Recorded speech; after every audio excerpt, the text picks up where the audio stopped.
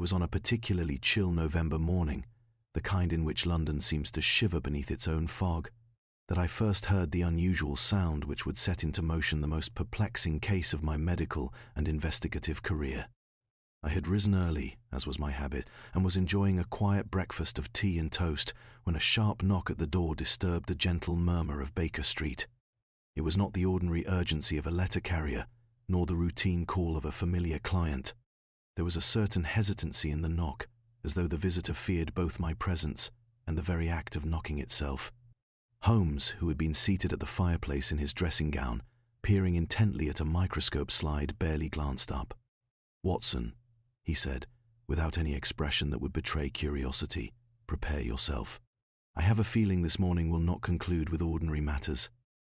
I rose, and, with some degree of professional decorum, opened the door to reveal a gentleman of evidently refined manner, though his features were contorted by a mixture of dread and urgency. He was of middle age, his dark hair prematurely streaked with grey, and his clothing, though expensive, carried the unmistakable creases of a man who had traversed some considerable distance in haste. "Miss Sherlock Holmes?" the man asked, his voice quivering. "I was told yes, you are a gentleman of singular skill in matters of observation and deduction." Holmes inclined his head, his eyes glittering with a mixture of amusement and curiosity. "Indeed," he replied. "And you are?" "My name is Edward Milverton," the man said, producing a small leather case which he clutched as though it were a talisman. "I have no time for pleasantries.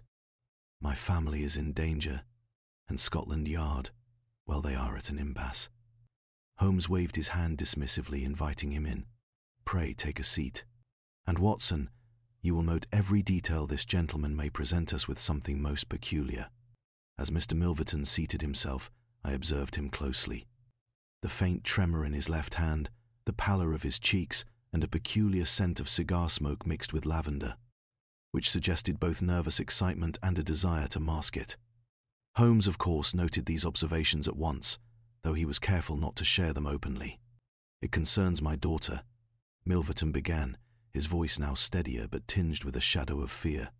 "Her name is Clarissa. She has been hearing voices." He hesitated, as though uncertain whether to reveal this, then continued. "Voices beneath the floorboards of our house in Gresham Street. At first we thought her imagination at fault.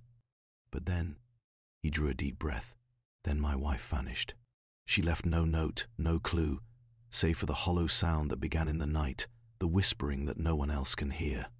Holmes leaned forward, his elbows resting on his knees, fingers steepled in thought. "Voices beneath the floorboards, you say? And the disappearance is recent?" "3 nights past," Milverton affirmed, the words hasty, anxious. "I have consulted the police, but they scoff at my claims. They dismiss it as hysteria, or perhaps the overactive imagination of a young girl. But I know my daughter.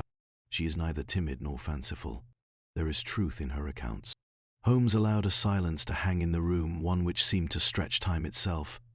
I could see the gears turning behind his keen eyes, noting patterns, inconsistencies, and possibilities that eluded the ordinary observer. After several moments, he finally spoke. "Watson, it appears we have a case which combines elements both psychological and physical. We must, of course, examine the house ourselves. Mr. Milverton, I shall accompany you to Gresham Street. Watson, you will take notes." I felt a thrill of anticipation, tempered by a trace of unease. The man's story was unusual, yes, but the element of something supernatural, whispered beneath the floorboards, intrigued me profoundly. I had faced many a curious case with Holmes before, but there was an unusual tension here, a suggestion of layers hidden beneath the apparent simplicity of a domestic disturbance. As we took our seats in the hansom cab, the London streets unfolded before us like a living painting of gas lamps and cobblestones, the fog curling around the lamps in wisps of ghostly white. Holmes scarcely spoke, his eyes scanning the passing figures, the shadows along the alleyways, the tiniest signs of habitation and life. I, meanwhile, could not restrain my curiosity. "Holmes," I ventured, "do you believe there is truly a rational explanation for such voices? Could it be some trick of acoustics?" Holmes did not answer immediately. Instead, he reached into his coat pocket, producing a small magnifying glass which he raised to his eye. Acoustics perhaps, Watson, but not of the ordinary variety. Every sound has a source, every vibration a cause. The question is what lies beneath Gresham Street to produce these particular disturbances. We arrived at the house, a modest but elegant structure, the kind favoured by prosperous middle-class families of the city. Its brickwork was darkened by London's ubiquitous soot, the windows glinting faintly through the fog. Milverton led us in, and we were immediately struck by an oppressive quiet, as if the house itself were holding its breath. Clarissa Milverton met us in the drawing-room, a girl of perhaps 14 or 15, her eyes wide with a mixture of fear and defiance. She was pale, with dark hair that fell in a loose braid over her shoulder. When she spoke, her voice was low, trembling but resolute. "It starts at night," she said, her eyes fixed on Holmes. A whispering, a tapping, as though someone is speaking beneath the boards. "And Mother, she is gone." Holmes approached the girl with the utmost courtesy, kneeling to meet her gaze. "Do you perceive the sound at a particular hour, Miss Milverton? Or does it occur randomly?" She considered this, biting her lip. "It is never the same. Sometimes when the clocks strike midnight, sometimes when the fog is thick outside, but always beneath my feet." Holmes stood abruptly, his expression now one of keen determination. He walked the room, inspecting the floorboards with meticulous care, tapping lightly and listening intently. There was no immediate reply, yet I could see the faint twitch of his lips, the smile of a mind racing ahead of all appearances. "Interesting," he murmured, finally turning to us. "The phenomenon is subtle yet distinct. It is not an illusion, Watson. There is indeed something beneath the floorboards. And if Mr. Milverton's wife has vanished, there may be a connection between her disappearance and these auditory signals." Milverton's face was a study in hope and anxiety. "You think you can find her, Mr. Holmes?" Holmes gave a faint, enigmatic smile. "We shall see. But I warn you, this is a case of layers, Mr. Milverton. Appearances will mislead, and even those most certain of the truth may find themselves confounded. Let us proceed cautiously." I could not help but feel a chill run down my spine as I recorded these words. London's fog pressed against the windows, curling like phantom fingers, and I knew instinctively that we were on the cusp of a case that would test every shred of my faculties and Holmes' formidable intellect. Her voice beneath the floorboards seemed a trivial matter for the ordinary mind, yet I had learned never to underestimate the extraordinary powers of my friend. Little did I know then, as Holmes bent once more to inspect the floor with his magnifying glass and tapping rod, that the peculiar sounds which haunted the Milvertons were but the first whisper of a far more intricate mystery, one that would take us into the shadowed corners of London, into secretive hearts, and ultimately to a revelation so cunning that only Holmes could have discerned it. And so, with the chill fog at the threshold, the clock striking its indifferent hour, and the faintest echo of sound beneath the floorboards, our adventure began. Holmes rarely indulged in conversation during the early hours of an investigation, preferring instead to allow his senses to absorb every detail, every nuance, as though the world itself were a puzzle whose pieces only he could perceive. I followed him through the Milverton house with that mixture of admiration and helplessness which had, over the years, become my constant companion in his endeavours. The drawing-room, though elegant, was peculiarly cold, as if some hidden draught penetrated the walls despite the care with which the house had been constructed. Holmes paused by the hearth, kneeling to examine the rug and the floor beneath it. I could hear him muttering under his breath. "Curious." "Holmes," I ventured, "surely there is no need to examine every inch so minutely." "There is nothing here that indicates foul play." He shot me a glance so piercing that I immediately fell silent. "Watson, observation is a matter of the utmost precision. What the eye sees is rarely the truth. It is the hidden, the neglected, the unnoticed that reveals the character of a crime." He lifted a corner of the carpet and ran his fingers along the floorboards. "Notice, Watson, the slight depression here," he said, tapping gently. "Not sufficient to be caused by ordinary use. And here," he moved to a different section, "the wood is worn in a manner inconsistent with the furniture above. Someone or something has been traversing these boards in a very particular pattern." I bent over to examine the floor as best I could, but the subtleties Holmes noted were entirely lost on me. There was no ordinary sense by which one could detect them, only a mind trained to see minutiae could perceive their significance. Holmes, of course, did not attempt to explain these patterns, knowing that to do so prematurely would spoil the methodical unfolding of the case. "Now observe the walls," he said, directing my attention to the wainscoting. He traced his finger along the panels, tapping lightly as he listened. "Do you hear it, Watson? The faintest echo, like a sigh beneath the timber." I listened intently. At first I heard nothing but the quiet ticking of a grandfather clock, punctuated by the occasional distant footfall from the street below. Then, as Holmes had indicated, there came a faint vibration, almost imperceptible, yet undeniably present. I could not have isolated it without his guidance. Holmes straightened and began pacing the room. "The sound is deliberate, yet irregular," he murmured. "It is not mechanical, nor is it accidental. Whoever or whatever is producing this noise is both aware and cautious." Milverton, standing by the door with a mixture of hope and anxiety etched upon his features, interrupted. "Surely this is merely my daughter's imagination, Mr. Holmes. Children sometimes dream in such tangible ways." Holmes turned to him with a glance that brooked no argument. "I assure you, Mr. Milverton, that imagination alone does not cause wood to respond, nor does it leave traces of pressure inconsistent with ordinary use. There is something real beneath these boards, something deliberate." At this point, Clarissa, who had been quietly observing us, stepped forward. Her voice, low and trembling, addressed Holmes directly. "It whispers at night. Sometimes it calls my mother's name, and sometimes it tells me things that frighten me." Holmes knelt once more, meeting her gaze. "Do you understand the meaning of these things, child?"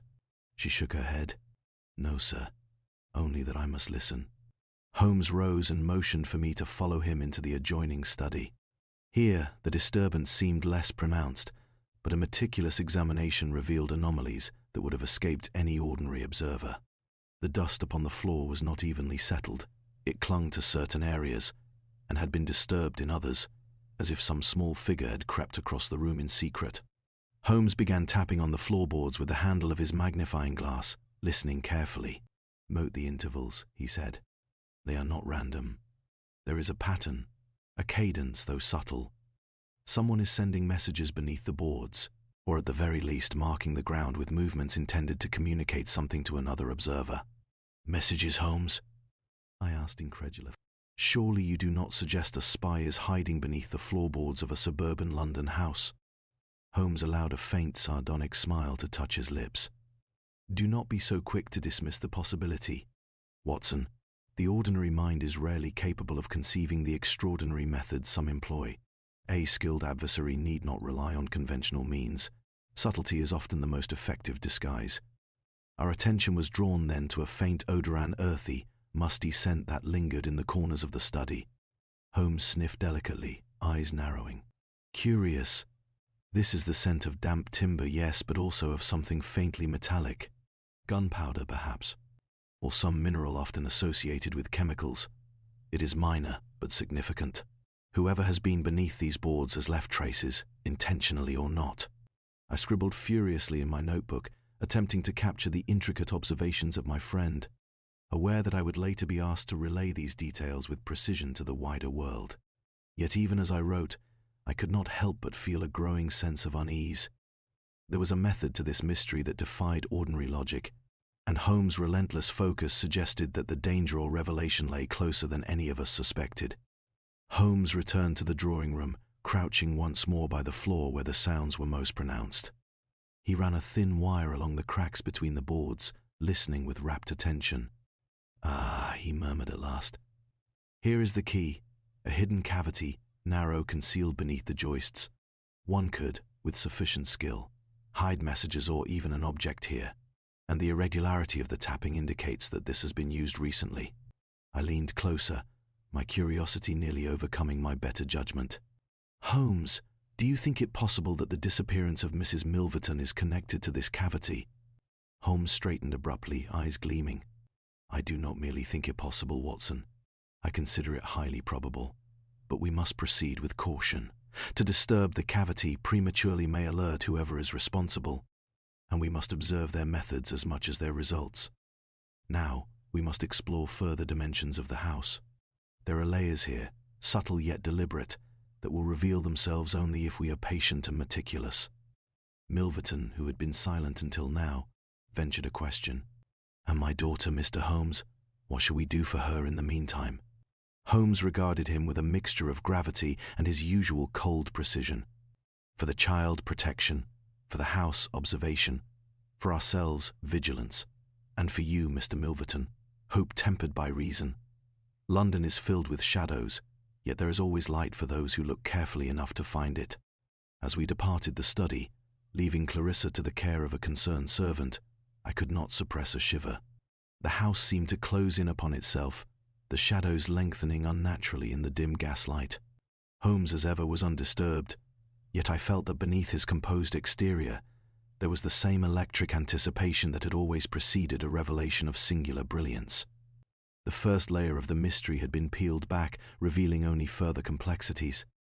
Beneath the floorboards lay not just messages, but the very heartbeat of a puzzle that would test every faculty I possessed, and every subtlety Holmes had ever employed in the art of deduction. We left Gresham Street with more questions than answers, yet a singular certainty began to crystallize in my mind, that this case, however seemingly quiet and domestic, would prove to be one of the most intricate and confounding of Holmes' career. The morning after our initial investigation at the Milverton residence, I awoke to a London shrouded in its habitual fog, each tendril of mist curling about the gas lamps like ghostly fingers, obscuring the familiar outlines of buildings and street. Holmes had already departed from Baker Street when I rose, leaving a brief note upon the mantelpiece. "Observation requires immediate action. Meet me on Gresham Street at 10. Do not tarry." I hurriedly dressed and made my way through the damp, narrow streets. The city, though teeming with life, seemed subdued, as though it too sensed the mystery that hung over Gresham Street like a heavy curtain. Peddlers called out in the distance, the clip-clop of horses' hooves echoed along the cobblestones, and the faint wail of a distant whistle reminded me of the ceaseless rhythm of London life, a rhythm that, beneath its surface, often concealed the most sinister of currents. Holmes was already at the scene when I arrived. He stood in the doorway of the Milverton house, peering intently at the street, his sharp gaze catching details invisible to the casual observer. He did not acknowledge my presence immediately, his attention focused upon a small, seemingly insignificant mark on the doorstep, a scuff in the worn stone, faint yet deliberate.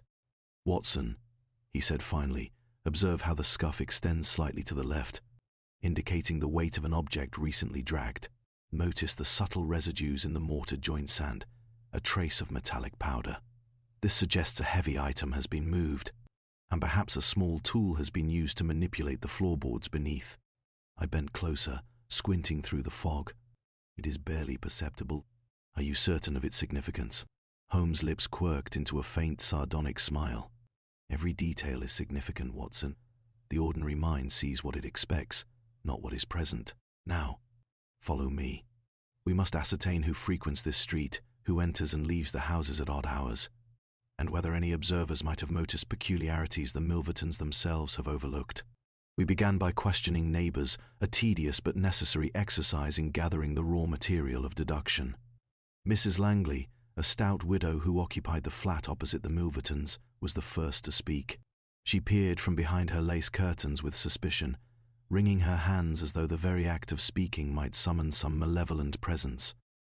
"I've seen strange visitors," she whispered, leaning closer. "At night, I mean. Sometimes shadows moving in the windows, though the lamps are lit. And there is, oh yes, tapping, faint but persistent. Sometimes I think I hear a voice calling, though it may be my imagination." Holmes nodded gravely, as if confirming a private suspicion. "And have you observed anyone entering or leaving the house in unusual circumstances?" Mrs. Langley shook her head. "I cannot say for certain, sir. But the young mistress, the girl, they say she is oftentimes alone in the evenings, and sometimes her father seems distracted, worried. I cannot say more. I am merely an observer of my own domain." Holmes made a small note in his pocketbook, a movement so slight I almost missed it. "Thank you, madam," he said politely, then turned to me. "Observe, Watson, how even casual testimony carries nuances. Her perception of shadows and sounds, though seemingly anecdotal, aligns with the phenomena reported by the Milvertons. It corroborates the unusual nature of the disturbances." We continued along the street, speaking with other residents, each offering fragments, some trivial, Some striking. A lamplighter mentioned a strange figure lingering near the house on the previous evening, hooded and silent. A coachman reported faint tapping sounds in the dead of night, coming from beneath the floorboards, though he could not locate their source. Each account, taken individually, seemed inconsequential together. They suggested an orchestrated pattern. Holmes paused outside a small tobacconist's shop and bent to examine the threshold. Watson noticed the faint ash traces here. They are not ordinary remnants of pipe tobacco, but rather a compound containing traces of metallic residue. This aligns with our prior observations of powder beneath the Milverton floorboards. Someone has been working here in secret, perhaps creating a message, a trap, or worse, a device of some kind. I followed his gaze to the foggy street, my mind racing. You believe the culprit is local, then? Holmes shook his head slightly. Not necessarily. Local knowledge, perhaps, but not permanent residence. Consider the precision of the disturbances. The perpetrator knows the house intimately yet remains unseen. That requires observation, patience, and an understanding of human habits. Only a careful and calculating mind could orchestrate such subtlety. As we returned to the Milverton residence, the afternoon deepened into a murky twilight. Holmes insisted upon examining the garden at the rear of the property, which abutted a narrow alley. Here, beneath a thin covering of leaves and frost, he uncovered faint footprints too small for an adult man, but too deliberate to be casual. The impressions were shallow, indicating careful placement, almost ritualistic. See here, Watson, he said, brushing away a layer of frost. The tracks lead to a small hatch, hidden cleverly beneath a loose plank. It seems that whoever enters this house has access to concealed passageways or, at the very least, is familiar with the hidden recesses beneath the floors. I bent closer, peering into the darkness of the hatch. It descended into shadow, and a faint metallic odor drifted upward, pungent yet strangely familiar. My pulse quickened. Holmes? Could it be connected to the voices the girl described? Highly likely, he replied. A hollow chamber beneath the boards, tapped at irregular intervals, combined with concealed access to the floors above.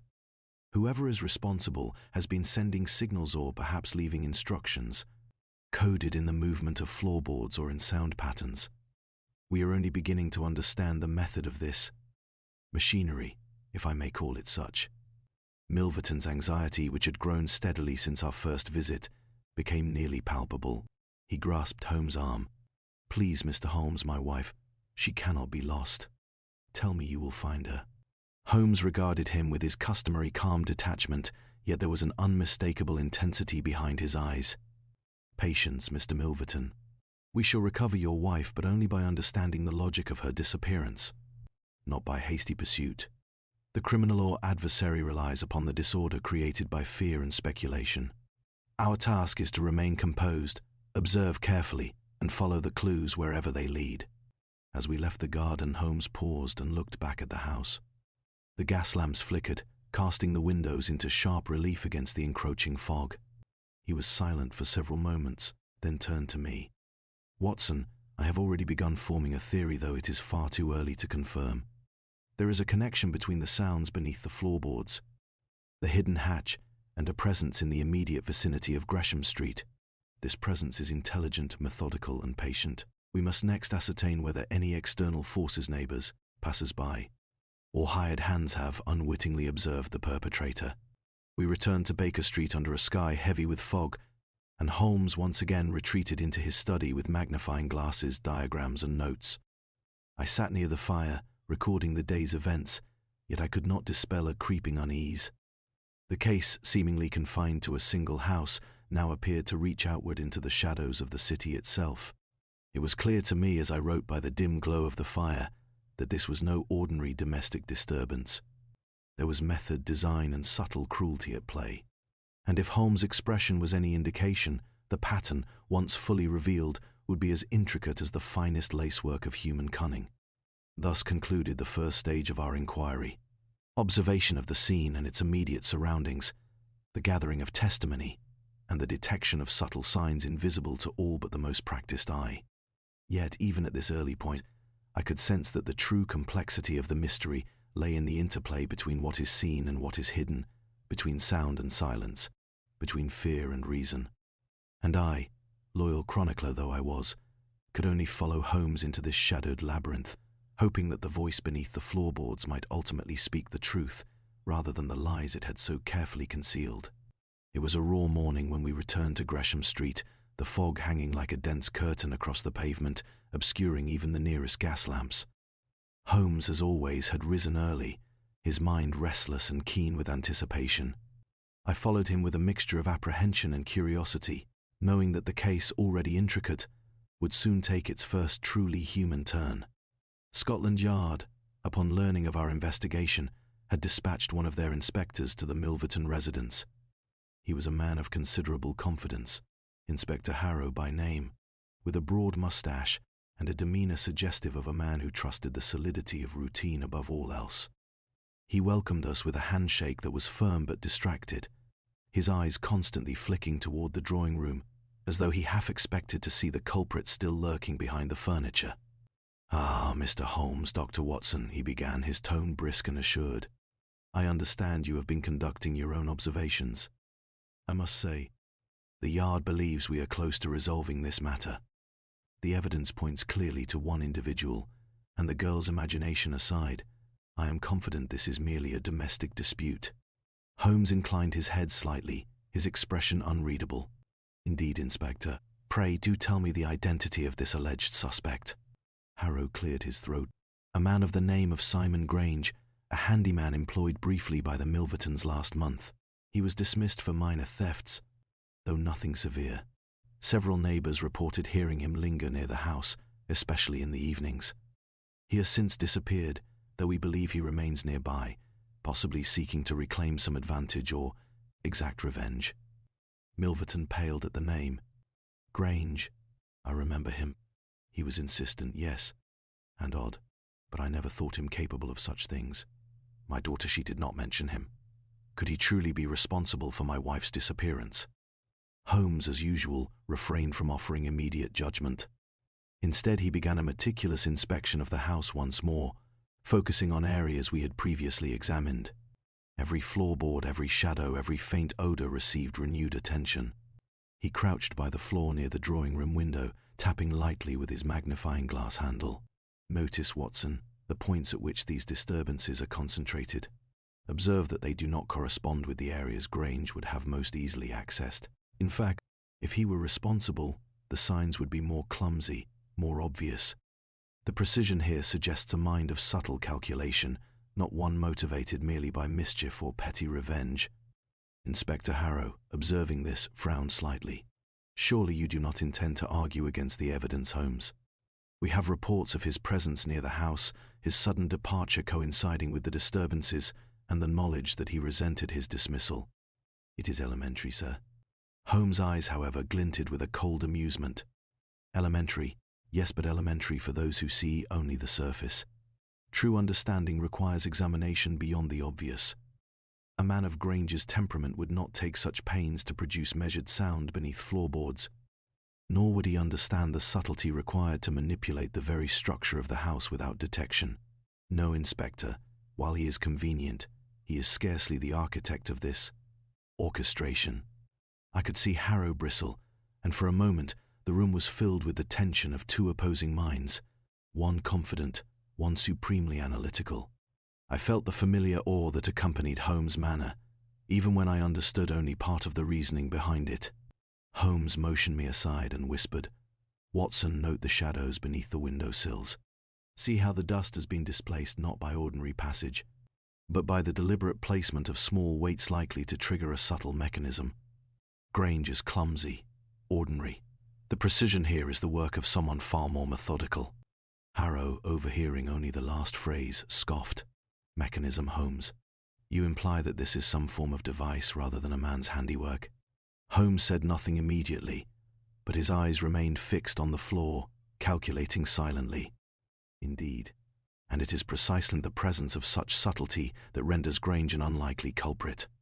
A superficial mind is content with chaos. A mind capable of such order as we observe here is rarely superficial." Milverton, despair etched upon his features, looked between the men. "Then who could it be, sir? If not Grange, then whom should we fear?" Holmes' gaze lifted slowly, and his voice, when it emerged, was measured and deliberate. "We must consider someone with access, knowledge, and patience. Someone who can remain invisible even under scrutiny, yet manipulate the house itself in ways that defy ordinary observation. Our culprit is not merely a man. He is a strategist, a manipulator, someone whose intellect rivals even the most careful detective. And, mark my words, Watson, we are only beginning to uncover the layers of his design." As Holmes spoke, a sudden noise interrupted our deliberation, a sharp rap, distinct and measured, coming from beneath the floorboards of the drawing room. Milverton froze, his eyes wide with terror. Clarissa, who had been seated quietly on a settee, clutched her father's arm. "Do you hear it?" she whispered. Holmes moved instantly to the center of the room, listening intently. The tapping continued, irregular but purposeful, like some Morse-like rhythm. He held his hand to the floor, closing his eyes as though attuning himself to some hidden vibration. "Yes," he said finally. "The message is not random. Someone is signaling or warning. Notice the intervals. They form a sequence, though subtle. We must understand its language." Harrow, who had approached with evident skepticism, leaned in. "Surely it is merely a coincidence, Holmes. Houses settle, pipes expand, wind rattles." Holmes cut him off with a glance that brooked no interruption. "You see, Inspector, your reasoning is limited by expectation. It is only when one suspends expectation and examines the phenomenon in its totality that the truth emerges. And here, the truth is unmistakable. Someone is present or has been beneath this house in a manner calculated to elude detection." The inspector's brow furrowed, though he did not speak further, for Holmes' certainty had a weight that discouraged casual dispute. Milverton, for his part, was pale with anxiety, the first true recognition dawning upon him that the disappearance of his wife was not merely an accident or whimsical departure, but a carefully orchestrated event. Holmes knelt once more, examining the floorboards, tapping lightly, and listening. "Watson, note this. The culprit has prepared a path, perhaps a concealed tunnel or a hidden compartment, beneath the floorboards. The signals are likely intended to guide, instruct, or intimidate. We shall uncover it, and when we do, the first layer of deception will be revealed." As we departed Gresham Street that evening, the fog growing heavier with the encroaching night, I could not suppress a growing unease. The inspector's confidence, though outwardly reassuring, seemed dangerously misplaced. Holmes, for his part, walked silently, his mind evidently consumed with the invisible patterns we had only begun to detect. In my journal that night I reflected upon the morning's events. Grange was indeed a plausible suspect, the type whom Scotland Yard would seize upon with relief and certainty. Yet Holmes' observations suggested otherwise.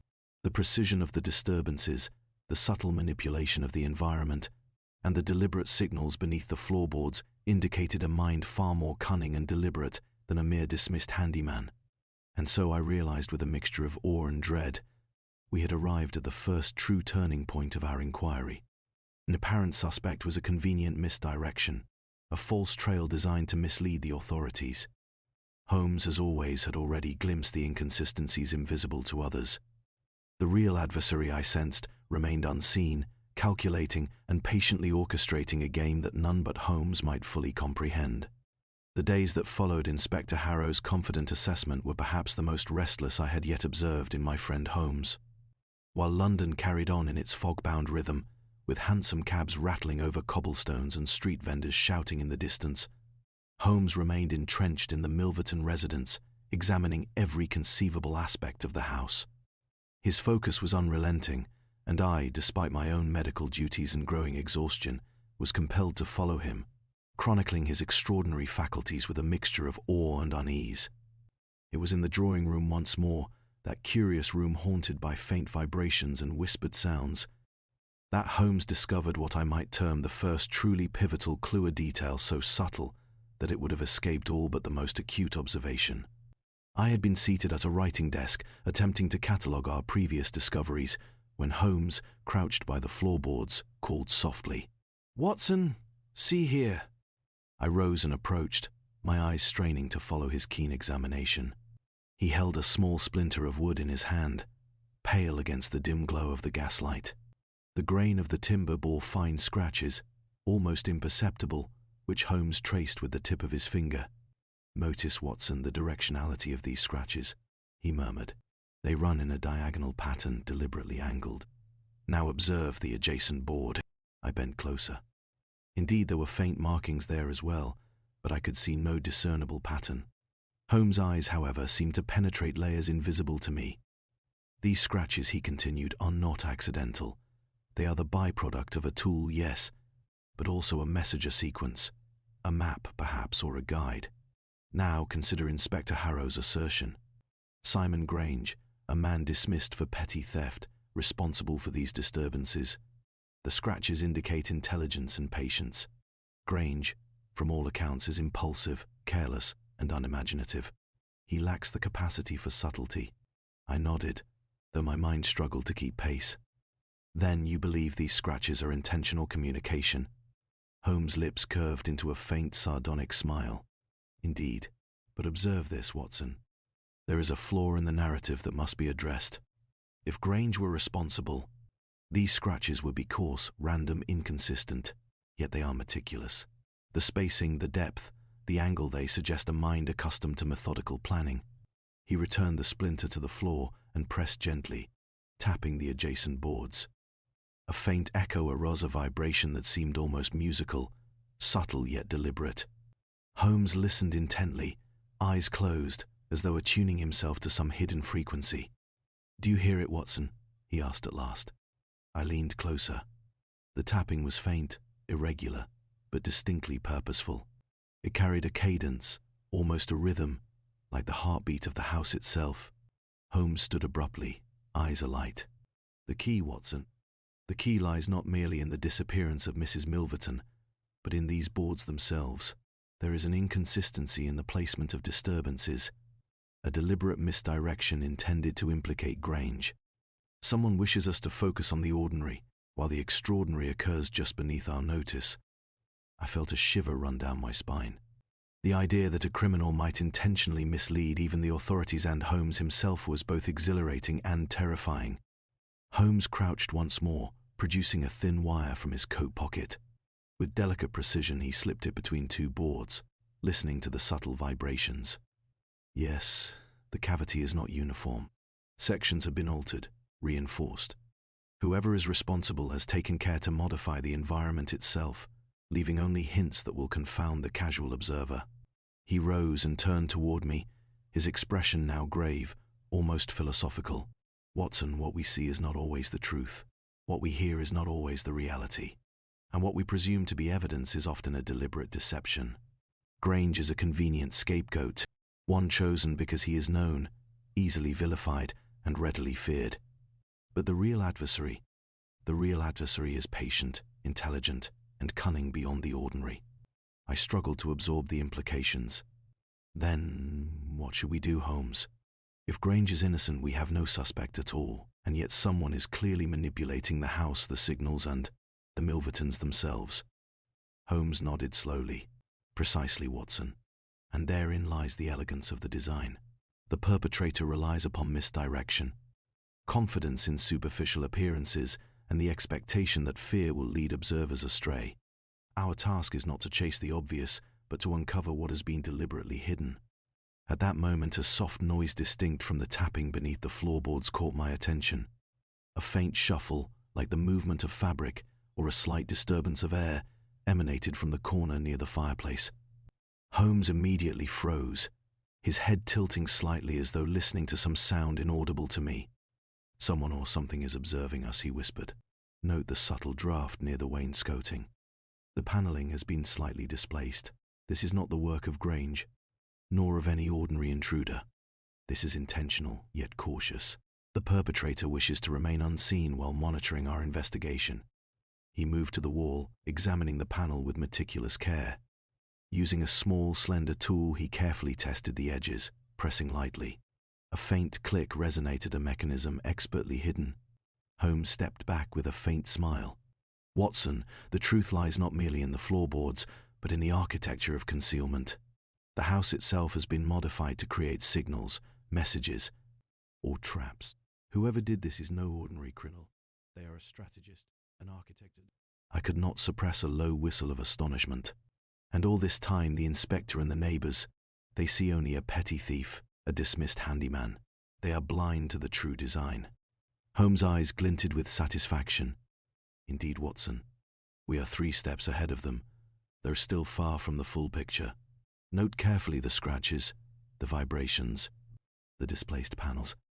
They are all clues deliberately left or designed to mislead. Our adversary is clever, yes, but cleverness is not infallible. Precision, observation, and patience will always reveal the hidden pattern. Milverton, who had been pacing the room, approached with evident desperation. Mr. Holmes, you speak of hidden panels and signals beneath the floorboards. Are you certain we will find my wife? Will we understand what has become of her? Holmes regarded him, his expression tempered with his usual detachment, but touched with an almost imperceptible warmth. We will find her, Mr. Milverton, but we must do so on the terms of reason, not speculation. Haste will only serve the designs of the perpetrator. Patience, observation, and meticulous attention to the smallest detail that is the path to truth. As we left the Milverton residence that evening, I reflected upon the day's discoveries. An apparent suspect, Simon Grange, was now revealed as a red herring, a false solution intended to mislead authorities and neighbors alike. Holmes had identified subtle inconsistencies that I, in my more ordinary perception, would never have noticed. And yet, for all his brilliance, there remained an unsettling uncertainty. The true nature of the signals beneath the floorboards, the hidden mechanisms, and the identity of the individual orchestrating such intricate deception remained elusive. I retired that night with a growing sense of anticipation. The first threads of the true mystery had been teased from the fog, yet the tapestry was far from complete. And I, faithful chronicler though I was, could only follow Holmes into the shadowed labyrinth of London streets, hidden passages, and the concealed heart of a crime whose cunning rivaled even his own extraordinary intellect. The fog had grown heavier that evening, curling thickly about the gas lamps along Gresham Street, lending the street an almost spectral quality. I had grown accustomed to Holmes' obsessive attention to detail, yet even I could sense that the tension in the Milverton house was deepening. The first strange occurrences, the subtle vibrations beneath the floorboards, the whispered tapping, and the peculiar scratches had already set a tone of unease. But it was only with the second incident that the quiet horror of the situation became undeniable. We were summoned to the house late in the evening, the messenger arriving with breathless haste and wide, frightened eyes. Milverton met us at the door, his face pale and drawn. "It has happened again," he gasped. Someone has entered the house. My daughter. She is unharmed, but the drawing room." Holmes, immediately alert, followed Milverton inside. I kept close behind, noting every detail: the slight frost upon the window sills, the faint smell of damp earth, and the almost imperceptible metallic tang that seemed to hang perpetually in the Milverton residence. Holmes, as ever, ignored my observations in favor of his own meticulous scrutiny. The drawing room had indeed been disturbed. Cushions were askew, the fireplace tools slightly displaced, and a chair knocked over, though nothing of value appeared to be missing. Yet Holmes' attention was immediately drawn to the floorboards. He knelt and ran his fingers along the polished surface, tilting his head and listening intently. "Do you hear it, Watson?" he murmured. I listened, straining to detect anything beyond the faint crackle of the fire and the distant hum of London streets. Then, almost imperceptibly, I became aware of a soft, rhythmic tapping beneath the boards, the same irregular cadence that had so puzzled us before. Holmes straightened abruptly. Our adversary is brazen or desperate. The tapping indicates deliberate presence, and yet he or she has left nothing else in the room. Note, Watson, how the scratches have been altered. Someone has returned to manipulate the boards. This is no random break-in. It is a message, a warning, or perhaps an attempt to further mislead us. Milverton's hands trembled as he spoke. "Do you think it is Grange, sir?" "Oh." Holmes' eyes were sharp and assessing. "Grange is still a convenient scapegoat, Mr. Milverton. Yet the intelligence required to manipulate the floorboards so precisely and to return without leaving more tangible evidence suggests a mind far superior to that of a dismissed handyman. I suspect we are dealing with a more sophisticated adversary." Clarissa, who had been quietly observing us from the far side of the room, spoke in a low, trembling voice. "It called my name, and then it whispered something about the attic. I didn't understand the words, but it was my mother's voice or someone imitating it. Holmes' expression hardened. The attic, you say? Very well, Watson. We must investigate immediately. This is no longer a matter confined to the floorboards below. The signals are spreading through the house. Whoever is responsible seeks to guide us, manipulate us, or frighten us, and in doing so, they reveal their own patterns. We ascended to the upper floors with careful steps, Holmes moving as silently as a cat, his eyes scanning every corner, every shadow. The attic door was slightly ajar, a detail that immediately caught Holmes' attention. With a flick of his wrist, he opened it fully, revealing a space that seemed empty at first glance. Dust motes swirled in the pale light of a single lamp, and a faint smell of damp and metal lingered in the corners. Holmes' eyes narrowed. Notice, Watson, the faint indentation along the floor near the back wall. Someone has shifted an object recently, and there do you see the subtle scratches on the floorboard. I leaned closer. Indeed, the faint markings were there, running in deliberate, precise lines. It is as though someone is marking a map, I suggested, uncertain. Holmes nodded, or perhaps leaving instructions. The patterns are intentional, yes, but they are also misleading. Observe the placement of the scratches relative to the attic's entrance and the floor below. They do not correspond logically with ordinary passage. Whoever did this is sending signals designed to confuse, delay, or mislead any observer. At that moment, a sudden gust of wind rattled the small window panes, and the faintest whisper drifted through the room, so faint that I initially thought it my imagination. Clarissa's pale hand clutched mine. "It's my mother's voice," she said, trembling. "It comes from beneath the boards, but I feel it is calling for help." Holmes moved swiftly to the floorboards nearest the whispered sound. He tapped lightly with a small rod, listening intently. Then, to my astonishment, he produced a slender tool and carefully loosened a section of the boards. Beneath it, a narrow cavity revealed itself, a hidden compartment expertly concealed, dust-free, and seemingly untouched for years. "There," Holmes murmured. "Our first concrete evidence of deliberate concealment. The tapping, the signals. The scratches, they are all connected to this cavity. Whoever is responsible has access, knowledge, and patience. And, Watson, this is no ordinary crime. This is calculated, methodical, and precise." Milverton's eyes widened. Could my wife be there? Holmes shook his head slowly. "Possibly, but not necessarily. At present, the cavity is empty. It may be used as a signal point, or it may have contained something recently removed. Our task now is to understand the pattern and anticipate the next movement of our adversary. The danger is immediate, and yet it is subtle. One misstep could alert them to our presence." As we exited the attic, Holmes turned toward the window, peering into the fog-shrouded street below.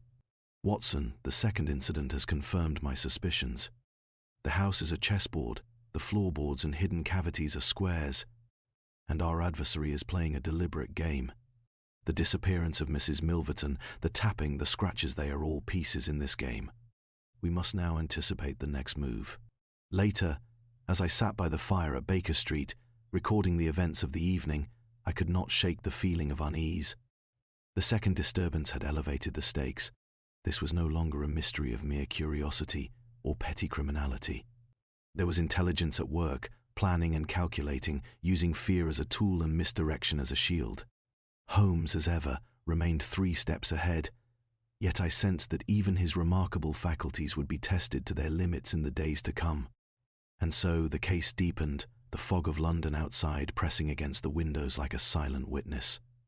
The Milvertons' home, once a place of quiet domesticity, had become a theatre of hidden signals, secret compartments, and whispered threats. I knew instinctively that the next days would reveal further complications and that our adversary, patient and cunning, had barely begun to reveal the full extent of their design. The fog that evening seemed thicker than usual, curling like smoke around the gas lamps and muffling the distant sounds of the city.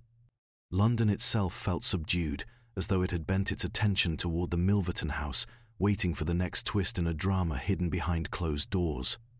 Holmes and I arrived there shortly after dusk, our steps echoing faintly along the cobbled street. Clarissa met us at the door, her expression pale but determined. There was a tension in her posture that spoke of fear, vigilance, and perhaps an unspoken understanding that the mystery we pursued was not yet concluded. Inside, the drawing room bore the faint marks of disturbance once more. Cushions slightly displaced, the faint trace of footsteps along the carpet. The subtle metallic odor that had haunted our senses since the first day all indicated that someone had been present, unseen, deliberate. Yet remarkably, nothing had been taken. It was, as Holmes observed, a theatre of subtlety, a message more than a crime. "Watson," he said, his voice quiet but filled with intensity, "observe the positions of these marks. They are deliberate, yet they are also intended to confuse.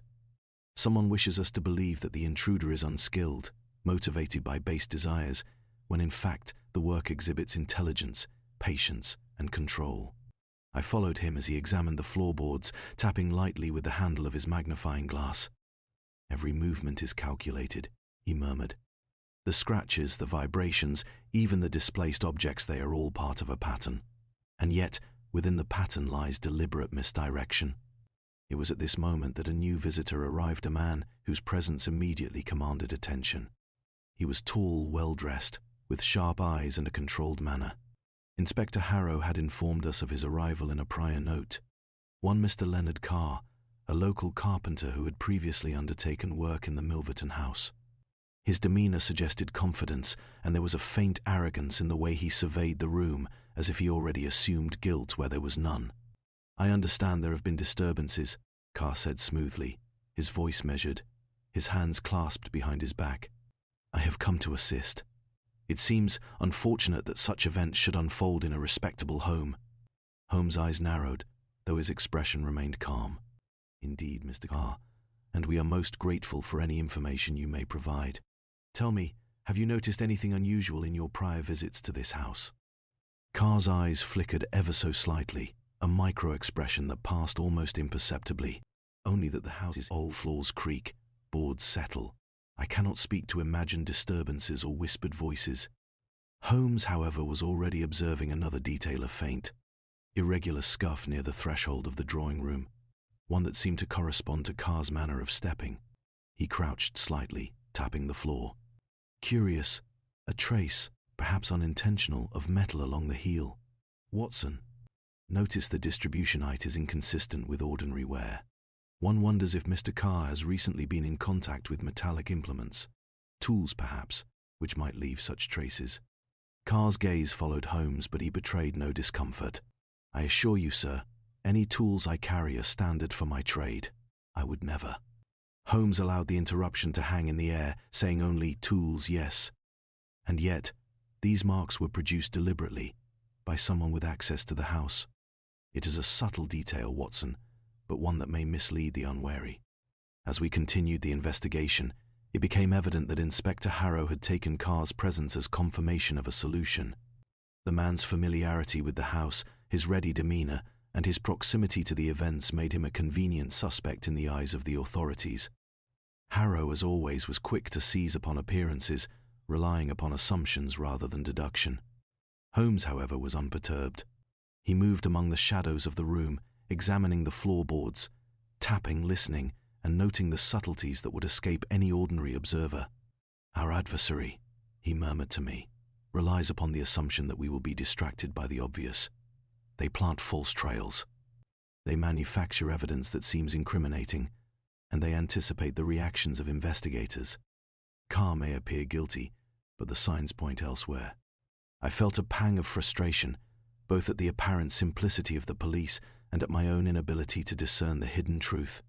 The precision of Holmes' observations, his capacity to read the smallest variations in dust, scratches, and sound, was both awe-inspiring and maddening.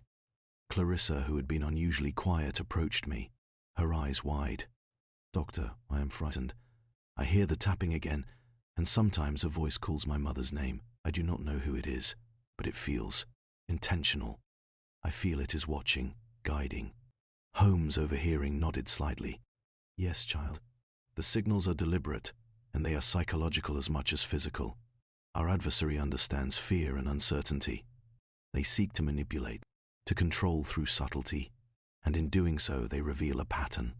Every false lead, every misdirection, is itself a clue if one observes carefully." As the evening progressed, Holmes took me to the attic once more, the place where the first hidden cavity had been discovered. He tapped along the floorboards with the small rod, listening intently. The vibrations are irregular, he noted. Someone has returned to this location since our previous visit. They are leaving traces deliberately. And notice this. Watson, he pointed to a faint indentation near the wall. The marks indicate that an object has been placed here and removed with care. It is not merely the presence of a person we are observing, but the manipulation of objects, signals, and perceptions. I realized with a growing sense of unease that the case had evolved. It was no longer a simple inquiry into a disappearance, it was a psychological contest. The real adversary was clever, patient, and infinitely cautious. Each move, each subtle alteration was designed to mislead, to provoke false conclusions, and to challenge the very faculties of observation that Holmes prized above all else. Holmes stood suddenly, turning to me with a piercing glance. Watson, note the pattern of misdirection. Our apparent suspect, Mr. Carr, is but a convenient distraction. The real adversary relies upon our attention to the obvious and upon our assumptions about guilt to obscure the truth. The challenge is not merely to discover the perpetrator, but to see through the maze of deception they have constructed. And the maze is intricate indeed. As we departed Gresham Street that night, the fog pressing around us like an invisible shroud, I could not suppress a shiver. The Milvertons' home, once a place of domestic comfort, had become a labyrinth of shadows, signals, and false leads. Our adversary was patient, intelligent, and relentless, and yet, I trusted Holmes' insight above all. Even amidst the tension, I sensed that a breakthrough was approaching. The misdirection, complex though it was, contained its own pattern, one that Holmes would decipher with his usual brilliance. And I, loyal chronicler that I was, could only follow, recording each subtle clue and irregularity, each hidden message, in the hope that the truth beneath the floorboards and behind the false trails would ultimately reveal itself. The days following the second disturbance were tense and silent, the air of London pressing down with fog and expectation. Holmes, as ever, seemed to thrive in the stillness, his mind sharper and more alert than any ordinary observer could comprehend. Yet I, ever his faithful chronicler, could not help but sense a change in his approach. The passive observation of the house, the methodical note-taking, had given way to something more active, more cunning. It was clear that Holmes intended to take the initiative, to draw our elusive adversary into a game they might not anticipate. We arrived at Gresham Street early one morning, the gas lamps barely pierced through the dense veil of fog. Holmes' eyes glittered beneath his furrowed brow, his gait brisk and purposeful. "Watson," he said, his voice calm but insistent, "the time for observation alone has passed. Our adversary is clever, yes, but every mind, however cunning, can be anticipated. We must act, but with subtlety. Direct pursuit would alert them. We must become the hidden force in their game." I followed him into the Milverton residence, noting the familiar marks of intrusion and the faint metallic tang in the air. Clarissa and her father, pale but resolute, greeted us with anxiety barely restrained. Holmes, without a word of reassurance, proceeded directly to the drawing room where the floorboards had long been the locus of mysterious signals. "Watson," he said quietly, "we shall test the patterns and observe the reaction. The adversary, I am certain, monitors carefully. Any overt attempt to investigate the house fully would alert them, but a carefully staged scene, a subtle trap may draw them out, or at least reveal a further clue." I watched as he moved about the room, placing objects in seemingly ordinary positions.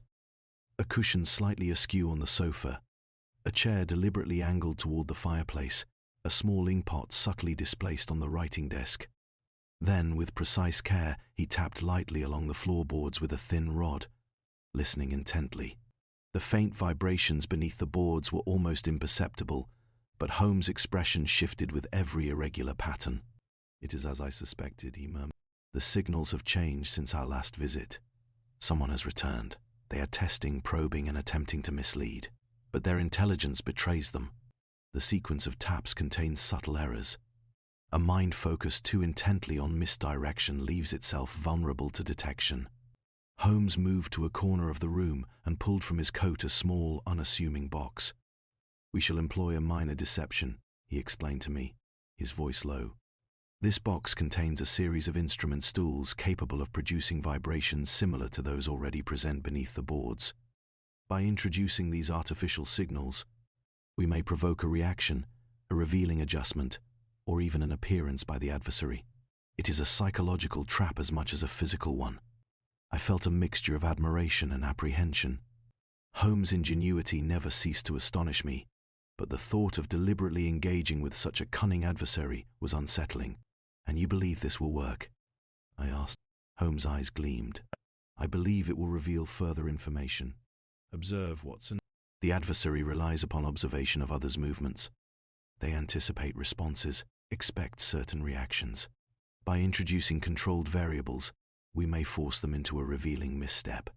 Clarissa, who had been quietly watching, asked in a trembling voice, "Will this put us in danger, Mr. Holmes?" Holmes turned to her, his expression softened slightly by the rare touch of reassurance. "Not if we proceed with caution. This is a trap, yes, but one carefully designed. The danger is minimal compared to the insights it may yield. Fear, like curiosity, can be manipulated, and in this case it will serve our purpose." He set the box upon the floor, connecting slender wires to the floorboards, and began producing faint, irregular vibrations that mimicked the tapping we had observed previously. I watched, fascinated and uneasy, as he adjusted the intervals, the strength, and the direction of the signals. The room was filled with a subtle hum, almost imperceptible to the ear but detectable through the floor. Holmes crouched, listening intently, his eyes flicking to every shadow, every corner. Minutes passed, silent except for the faint rhythmic pulses from the hidden box. Then a movement, a subtle, almost imperceptible shifting in the far corner of the drawing room caught his attention. "Watson, see there," he whispered. I turned, straining to discern any disturbance. A faint shadow moved along the wall near the fireplace, hesitant and cautious. Holmes remained still, his expression tense but controlled. "The adversary tests the signal," he murmured. "They do not yet know we are aware. Observe their pattern. They are attempting to adjust the floorboards, to counteract our device, to reassert control. Yet in doing so, they expose themselves." Minutes stretched into what seemed like hours, the tension in the room almost unbearable. Then a soft footfall above the attic echoed faintly, followed by a whispered sigh. Clarissa gasped, and even Milverton seemed to sense the presence of an unseen observer. Holmes' eyes lit with the thrill of discovery. "Now, Watson," he whispered, "we wait. Patience is the final instrument.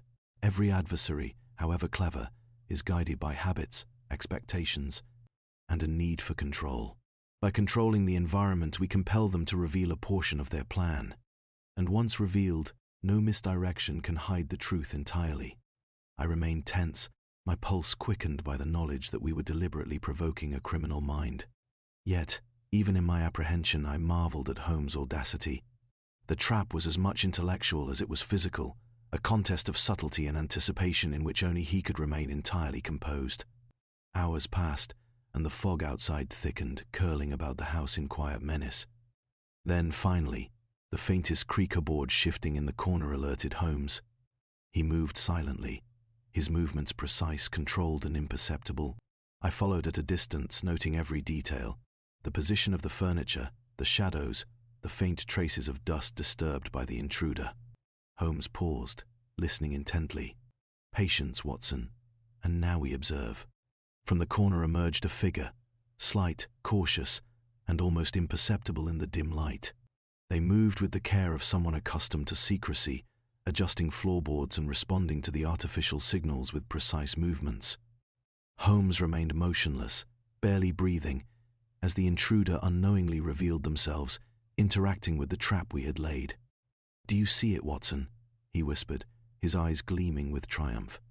"Every movement, every adjustment, every misstep, they betray intention, method, and identity. We have drawn our adversary from the shadows, and in doing so have begun to unravel the threads of their design. The next stage of the investigation will bring us closer to the truth than we have ever been." I stood, silent and awed, as Holmes' plan came to fruition. The psychological trap had worked. The adversary, clever and cautious, had been compelled to reveal a fragment of their strategy. The house, once merely a site of mysterious vibrations and whispered messages, had become a stage upon which intelligence, cunning, and patience contended with observation, deduction, and anticipation. As we retreated from the Milverton house that night, Holmes allowed himself a rare moment of satisfaction, though his eyes remained vigilant. scanning the fog-enshrouded street.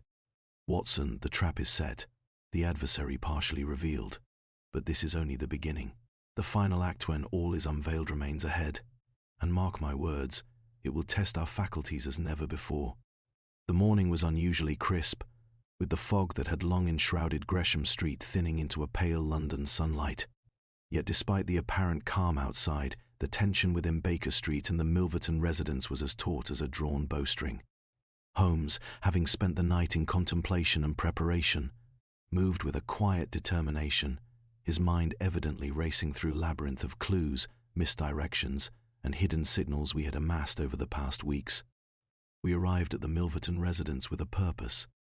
Clarissa, visibly anxious, met us at the door, while her father's face bore the pallor of sleepless worry. Holmes' expression, however, was calm, almost serene, as though he already understood a truth that the rest of us could not yet perceive. "Miss Milverton, Miss Clarissa," he said, his voice measured and composed. "Thank you for assembling here at this early hour.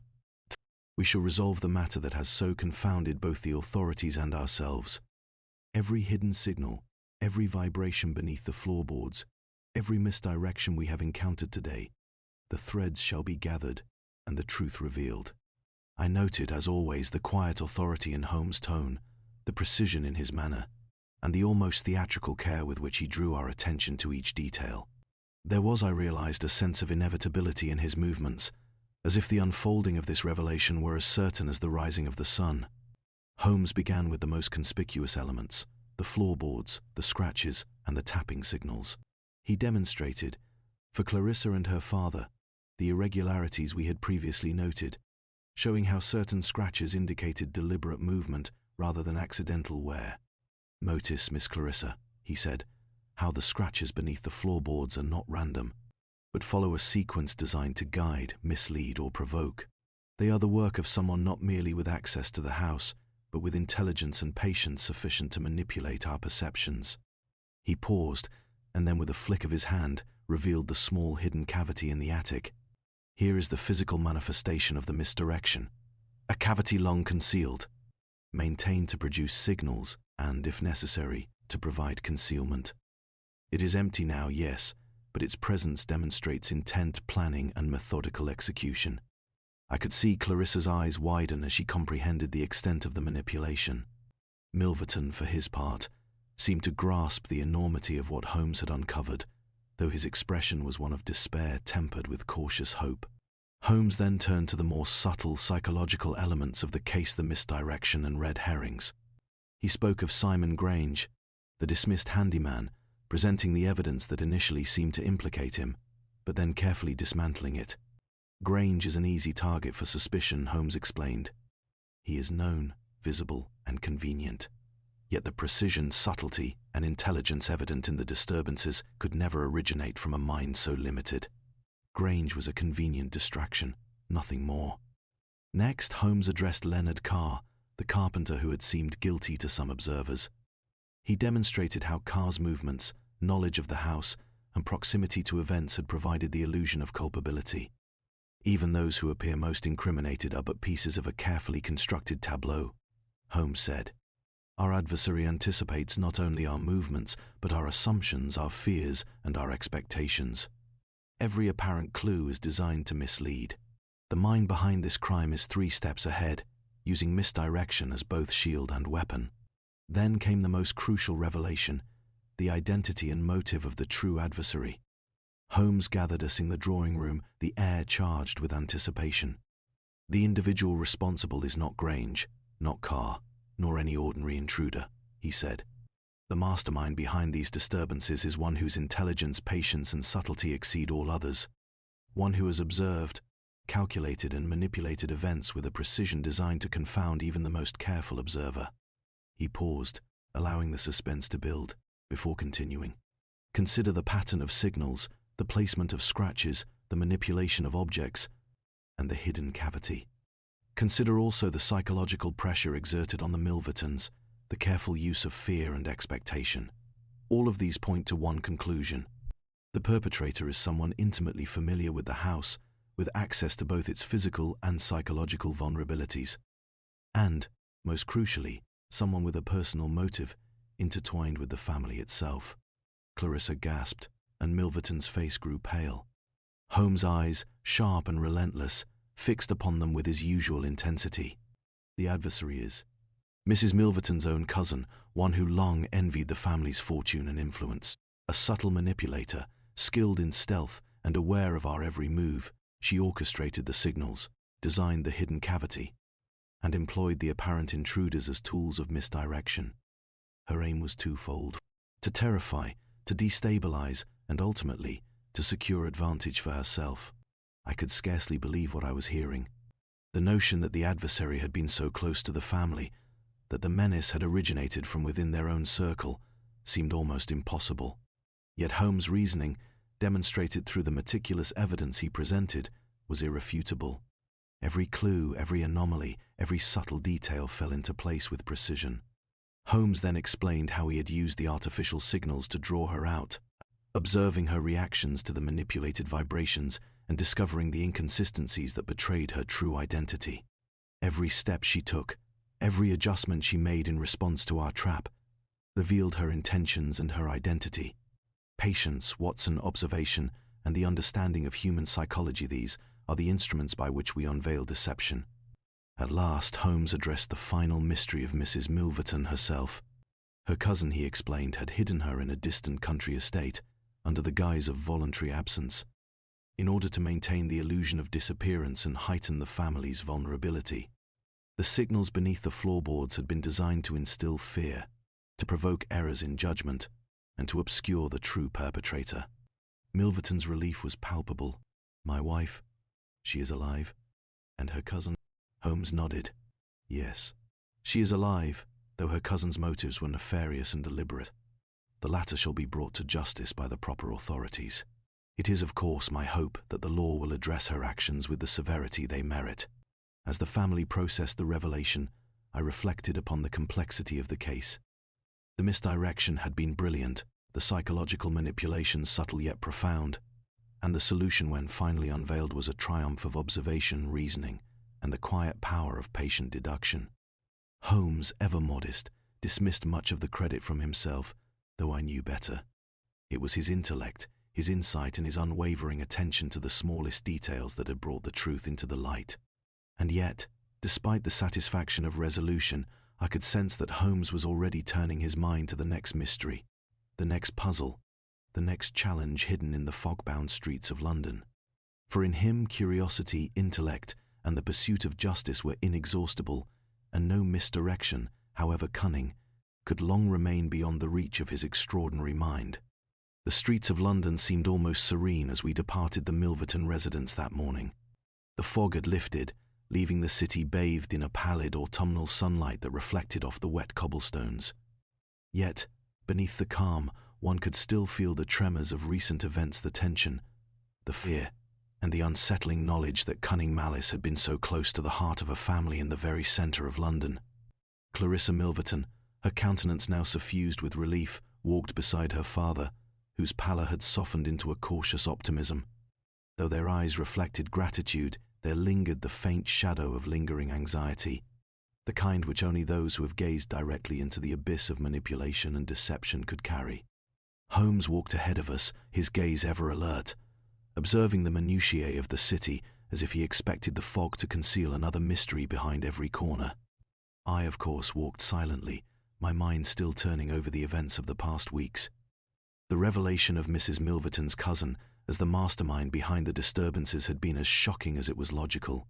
Holmes' deductions, laid bare in the drawing-room, had transformed a seemingly convoluted and supernatural mystery into a clear tapestry of human cunning, patience, and ambition. Once returned to Baker Street, I watched Holmes settle into his familiar chair by the window, pipe in hand, eyes fixed upon the misty skyline of London. The weight of victory, if I may call it that, seemed to have little impact on him.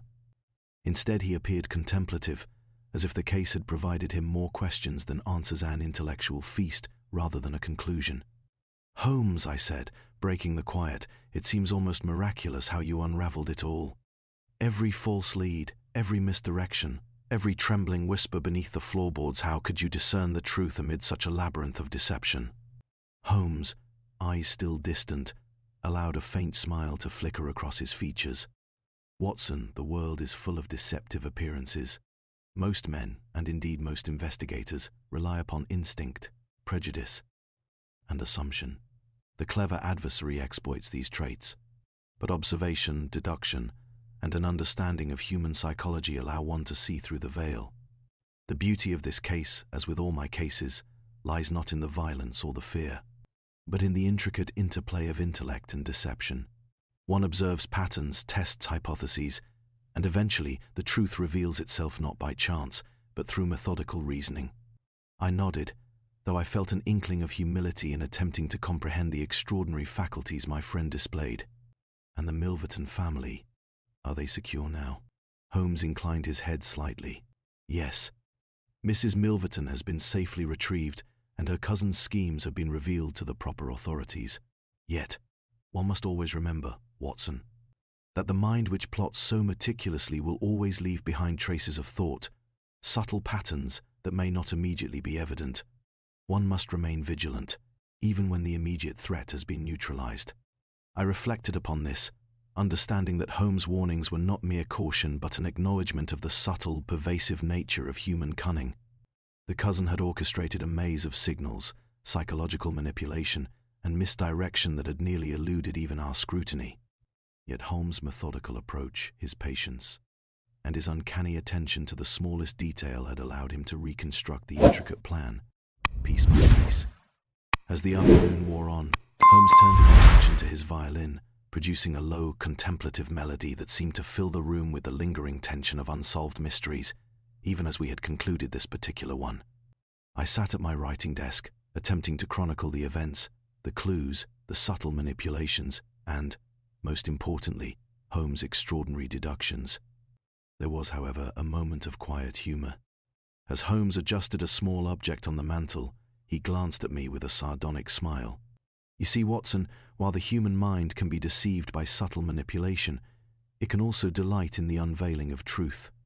There is a certain satisfaction in observing the threads of deception unravel before one's eyes."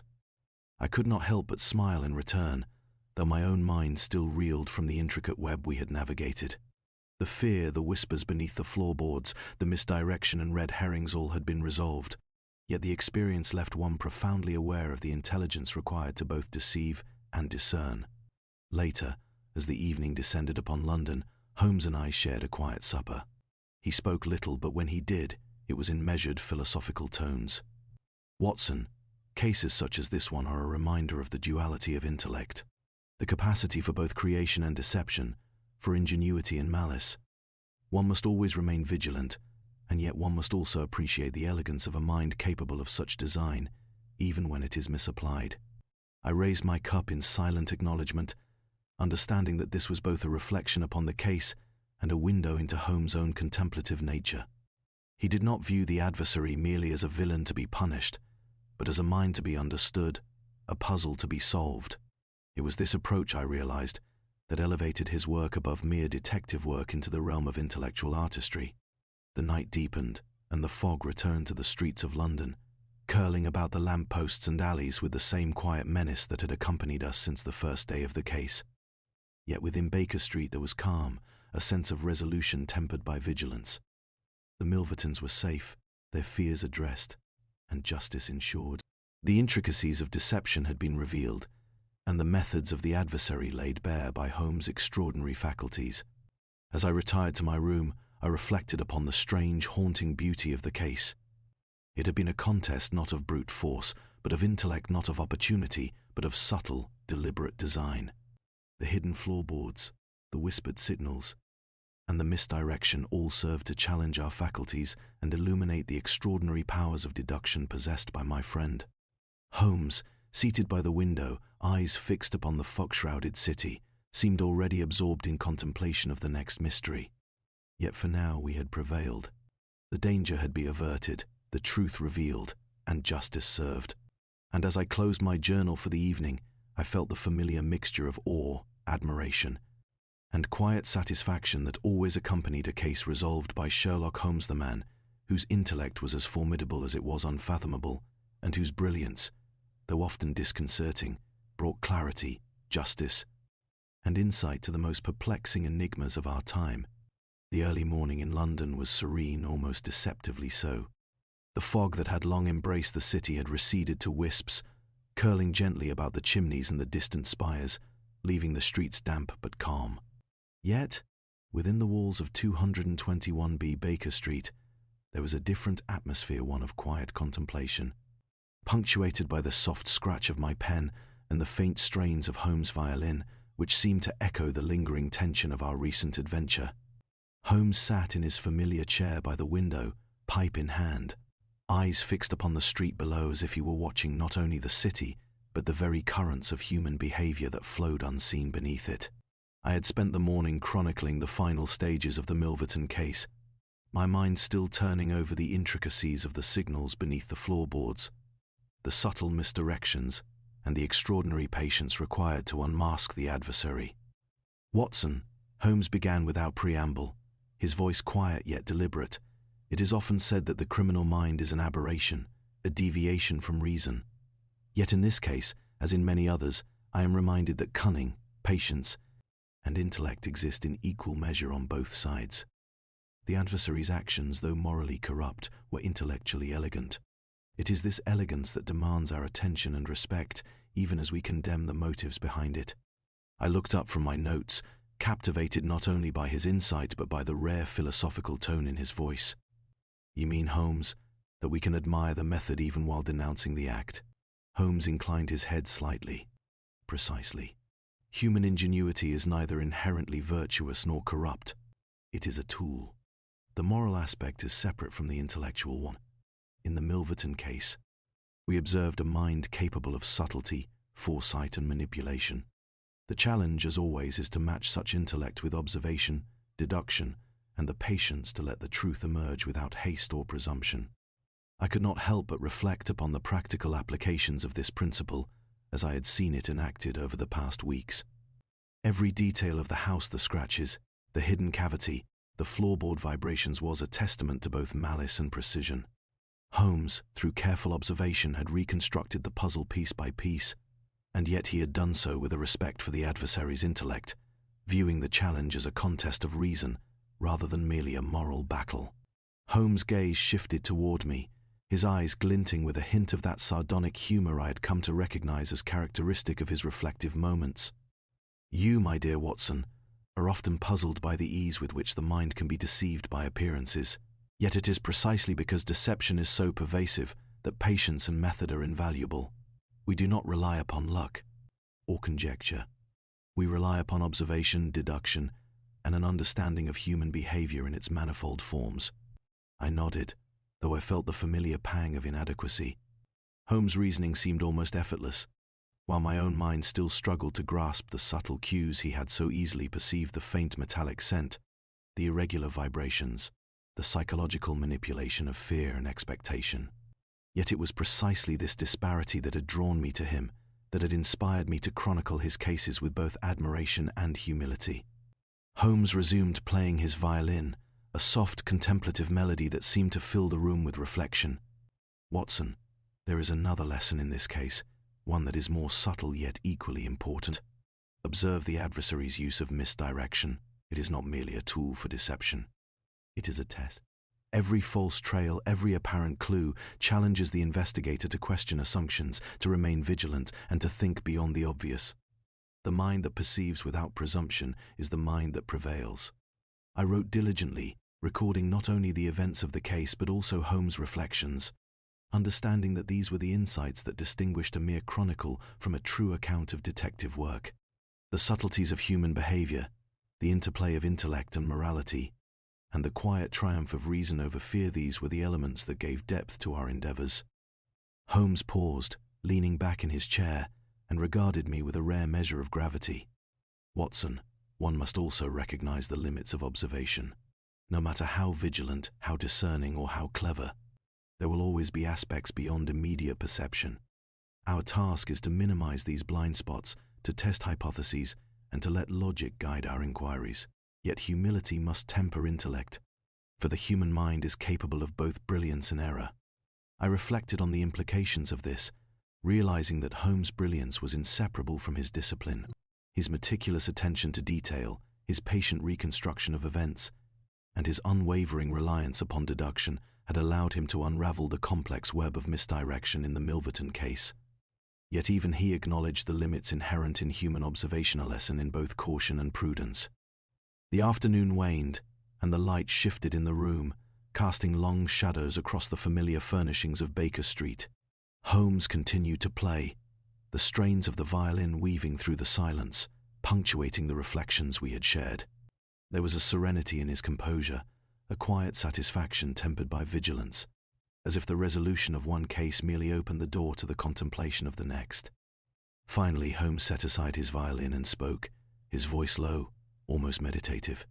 "Watson, the Milverton case is concluded, and justice has been served. Yet one must remember that the human mind, in its complexity, will continue to challenge and astonish. It is the duty of those who seek truth to observe, to reason, and to persevere. And it is, I might add, a privilege to witness the intricate workings of intellect in both its noble and nefarious forms." I looked at him, both in admiration and in a quiet sense of awe.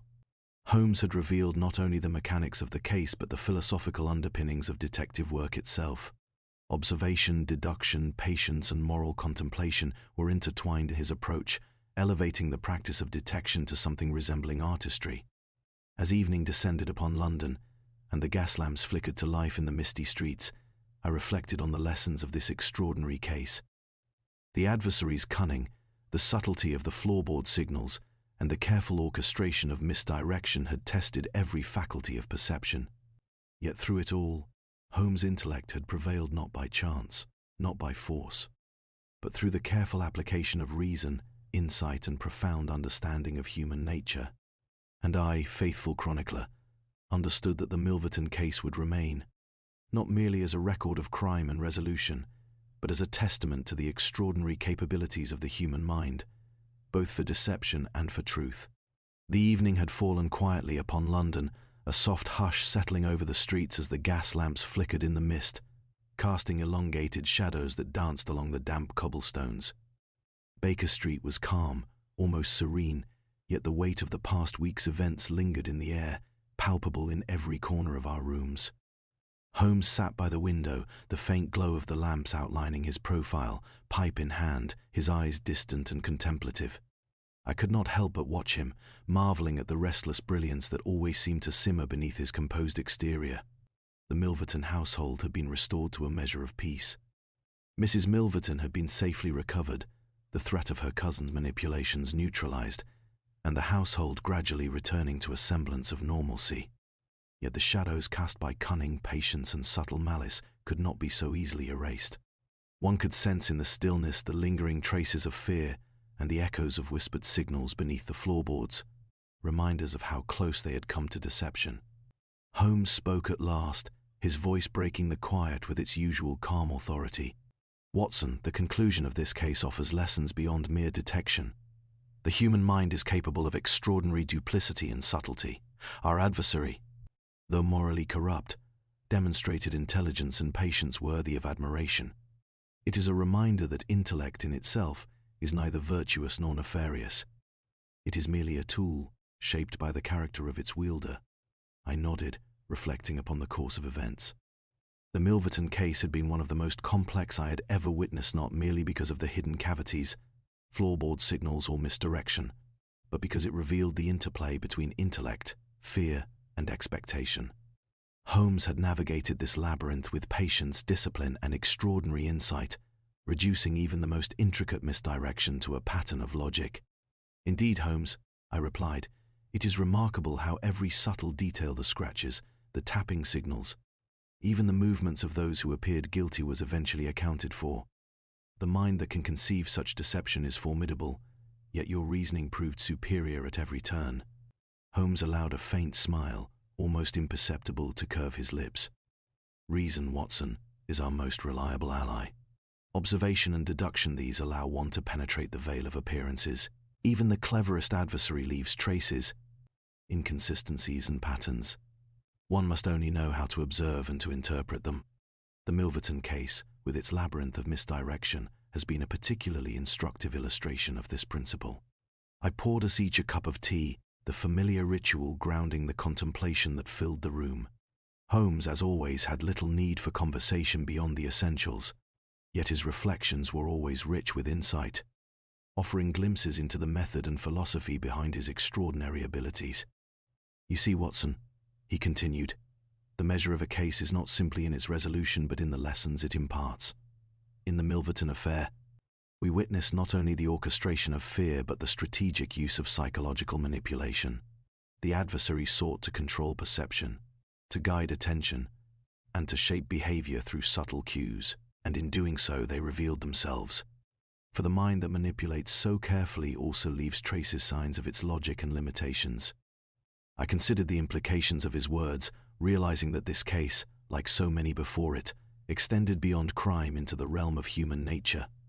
The adversary had been cunning, yes, but also predictable in certain respects, guided by ambition, fear, and the desire for control.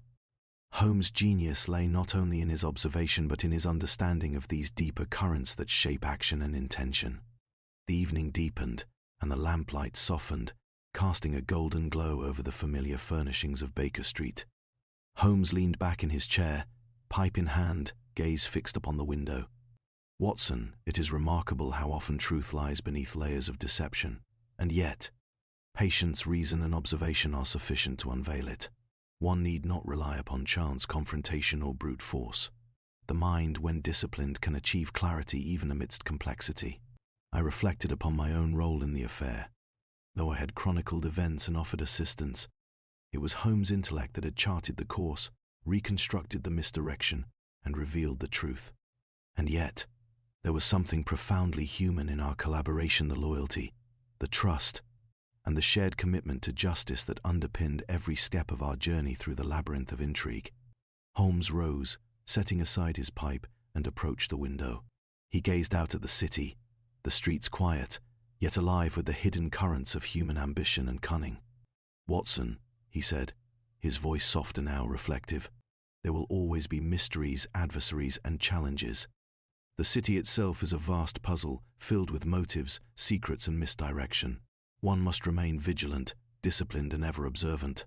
And yet, there is beauty in this beauty, in the unfolding of intellect, the subtle interplay of cause and effect, and the revelation of truth." I understood in that moment that the Milverton case had been more than a mere resolution of crime. It had been a study of human nature, of intellect applied both nobly and malevolently, and of the discipline required to pierce deception. Holmes' reflections, as always, were tinged with the philosophical, reminding me that detection was not merely a pursuit of facts but an engagement with reason, morality, and insight. As the night fully descended upon London, the gas lamps glowing softly through the thinning fog, Holmes turned to me with his characteristic calm. "Watson, the Milverton case is closed, and justice has been served. Yet remember this: the mind is boundless in its capacity for both ingenuity and deception. Observe carefully, reason deliberately, and never assume that appearances reveal the whole truth. The city is filled with hidden voices, beneath floors, behind walls, and within hearts. It is our task to discern the signal from the noise." I smiled faintly, realizing that while this case had concluded, the lessons it imparted would endure. The city, the mysteries, and the interplay of intellect and human nature would call again, and I knew, with unwavering certainty, that Sherlock Holmes would be there observant, unflinching, and ever 3 steps ahead. And so, with the fog of London settling into the night, the Milverton household secure, and the hidden signals silenced for now, I set down my pen. The case was concluded, but the memory of its intricacy, the brilliance of Holmes, and the subtle lessons of observation, patience, and reason would linger forever in the quiet corners of my mind.